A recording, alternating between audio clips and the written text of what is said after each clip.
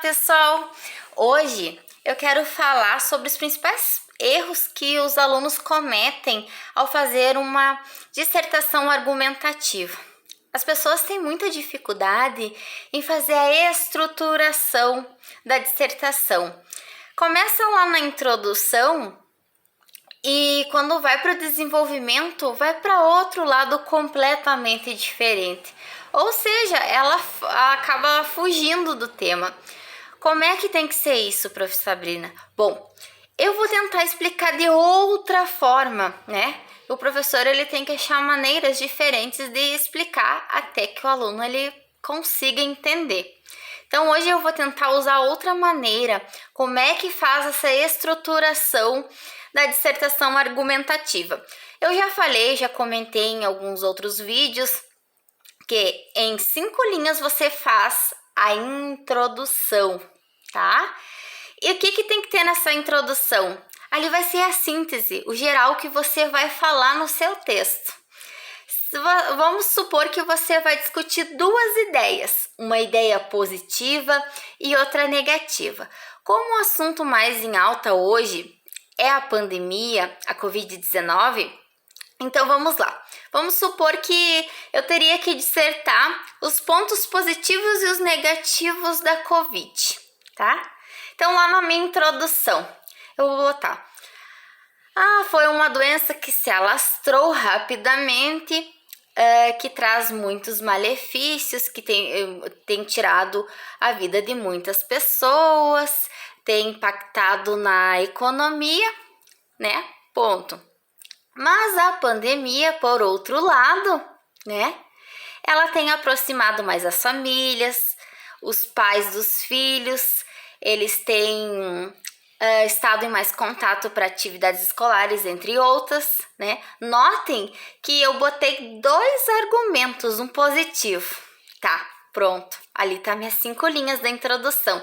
Vamos lá para o desenvolvimento. Primeiro parágrafo.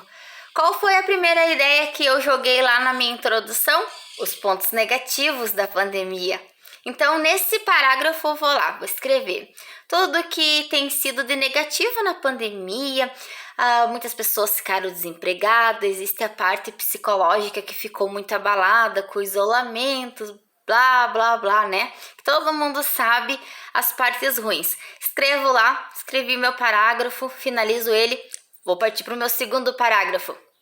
Nesse meu segundo parágrafo, eu vou falar um pouco sobre a parte boa da pandemia, que foi a aproximação da família, né?